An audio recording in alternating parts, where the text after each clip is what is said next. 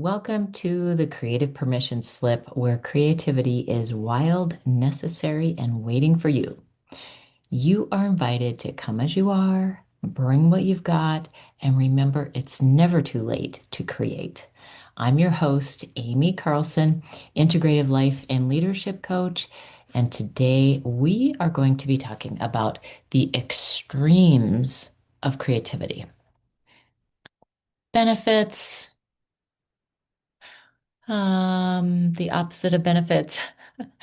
And also then about what it looks like, how you might find kind of a neutral place within those extremes. So I have been finding that for myself and working with my clients lately, talking about both ends of any spectrum has been really helpful. Number one, to normalize it. Like that is like we have these spectrums, whether you think of all the emotions, you think of all the different colors, there's a color spectrum. We could think of our own productivity and rest cycles. Like we could think of them as spectrums. We could also think of them as cycles. And so I just want to normalize that that is part of life. So often our judgment comes in when we ourselves feel like we are on one extreme of something, or we feel like someone else is coming at something from an extreme. And so often that's when judgment comes in. And if you have ever paid attention to this, judgment is one of the quickest killers of creativity. And so the more we can start to, number one, recognize when we are in that judgment mode. Now, it's okay. I'm not saying that we want to rid of this part of us that makes judgment calls. And there is a time and a place for it. And um, also, just like with any parts of us, we don't ever really get rid of it. So making space for it, normalizing it, even welcoming and embracing it because we know that it will come up again. But one of the ways that I work with people is to um, take the idea of judgment. And we know there's a lot of judgment around how we view creativity too, and how we view our own creative cycles and things like that. And instead, perhaps you could try this on if it's interesting to you or if you're feeling curious about it, deeming it as awareness. I'm aware of, and then just name whatever you're becoming aware of. And um, allowing that to be. So, and you could use these words interchangeably, and I always throw things out there as an experiment. I'm not telling you that this is the only way to do things. I'm just saying that this is a way that has worked for me and for my clients as we navigate toward neutral. And then, so we come toward neutral and then we go back towards the extremes, and we come toward neutral and we go back towards the extremes. That in itself is a cycle. So in creativity, same thing happens. We uh, definitely can experience those really creatively productive times. Creativity feels so alive. We feel so plugged in to our creativity. That's one extreme. On the other side of that, remember, these are two sides of one coin. The other side of that is feeling like totally unplugged from your creativity. Um, like nothing is coming through, or even it can come out even as not having time for. Um, so I kind of think of it in these ways, just a real broad terms.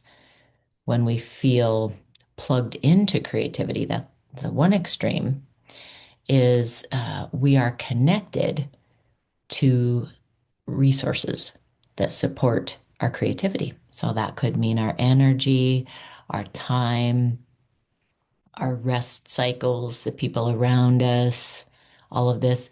when we are unplugged from our creativity or feeling the other extreme, we often feel unresourced in those ways. We don't have enough time. We don't have enough energy. We don't have enough money, whatever, or support to engage with creativity. So just know that, like with any other cycle, it encompasses the whole thing. We don't judge our 24-hour cycle, our day and night cycle in the same way, and yet we allow it to be what it is. If we could start to adopt that attitude with other cycles, just like the creative cycle, I feel like it would serve us better. And therefore, we could be a little more neutral about it. So, knowing that it is natural, just like the sun is going to rise and it is going to set, we're going to have day and we're going to have night. Same thing happens with our creative, creative energies, creative cycles, creative spaces. And when you become aware that you are starting to feel a little bit of judgment around it, whatever it is, whatever it looks like, could be resentment, could be, however it shows up for you, could be some bitterness, could be some, you feel discomfort, you feel push pull. That's your awareness. And then if you allow yourself to just kind of breathe into that and just say, okay, this is what I'm noticing. In the noticing, it doesn't have to be anything else. I'm just noticing this. Okay, take a breath. And in taking a breath, you automatically kind of give a little space to it, give a little room to what is coming up for you. From there, it's much easier to go into aligned action, which may look like softening a little bit and saying to yourself, oh, I must be in this part of my creative cycle. Okay, good to know.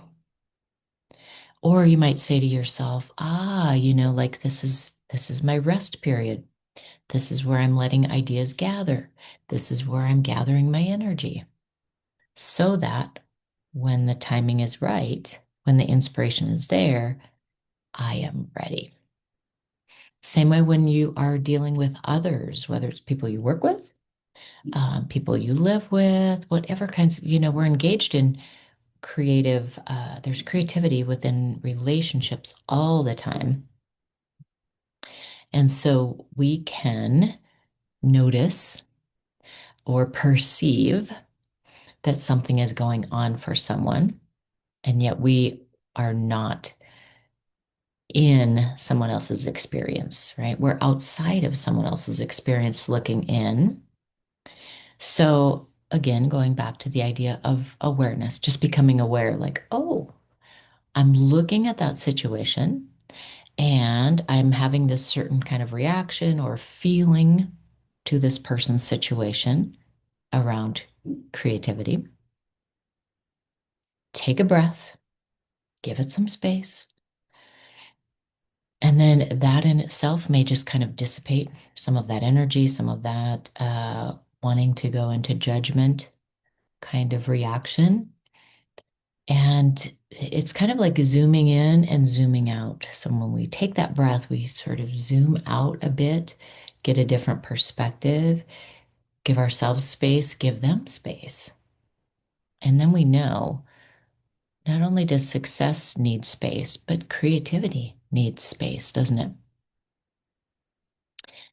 Now we're going to just bring in the idea of neutrality. So we've got these two ends of the spectrum, or we've got kind of like a beginning and ending of a cycle, if we think of a circle or a cycle.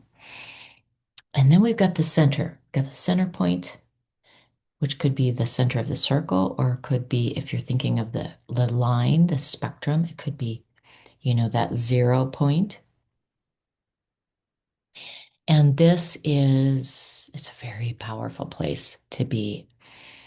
And I know we can't always achieve that 0 point, But even working our way towards it, getting closer, is really impactful. So, again, I'm just going to go back to the words that I used earlier. First of all, becoming aware, recognizing that you are sensing an extreme. And when we sense an extreme, we have a bodily reaction to that. Of course, we have some thoughts that come with that. So you become aware that there's this sense of extreme, which is causing whatever sort of feeling within you, stirring things up a bit. Taking that breath, and with each breath you take, you can almost feel yourself moving bit by bit toward that center point. Sometimes the breath works. Just take a few breaths, and all of a sudden you feel like you're at the center point. Sometimes you may need a little more movement. So maybe you go for a walk. If you are somebody that likes to journal, maybe you journal or doodle, get some of that. It's we're releasing the tension valve. Okay. Um, you can try different things, but you probably know what has worked for you in the past, and maybe you can go to that, or might want to try something different out. But giving yourself the opportunity to release some of that pressure that you have been feeling that comes from being aware of the extremes. And so then you start to notice, you'll even begin to recognize quicker and quicker with this practice that you can feel like you're getting closer to that center point. And from the center point, it's neither good nor bad, positive or negative. It's right in this neutral place. And from that neutrality, what comes next can be really something. But so often we don't really, maybe we haven't thought about this yet in our awareness of the discomfort that we're feeling in an extreme. And then maybe we didn't really know that that was an option to try to get closer to neutral or center. But once you try this out, and I would love to hear back from you, it's always an invitation to email me, reach out to me, let me know if this landed for you, if you tried it out, what works for you, if you have other suggestions, if you would like a part two to this.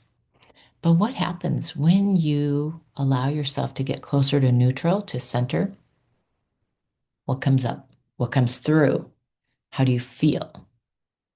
Chances are you're going to notice that it's like a more clean and clear place. So more mental clarity, uh, clear and clean in the way of not really muddied up by anything from the past. It's just like very present. And so from that space of clarity and presence, whoa, what can happen next with inspiration, with creativity, with your aligned action, which is sometimes not to take any action. But in that alignment, there really is a power. There really is a connection. And in my mind, I feel like that's sort of what we are always looking for in some way, shape, or form. So, this is my invitation for you. Should you choose to accept the mission, trying something like this, trying this out as I've described it, or something similar that has worked for you, or maybe you want to come up with your own process. But when you notice the, I'm just going to say discomfort of being at an extreme, um, then giving yourself permission to take a breath, take a walk, get out your pen and journal, dance, whatever it is. Give it a little bit of space. There's your awareness. Then you can, from there, that's the acceptance, right? When we try to push something away, it doesn't go away. So we breathe into it. That's the acceptance. Feel yourself come closer to the center, to your neutral. And then from there, just seeing what happens next.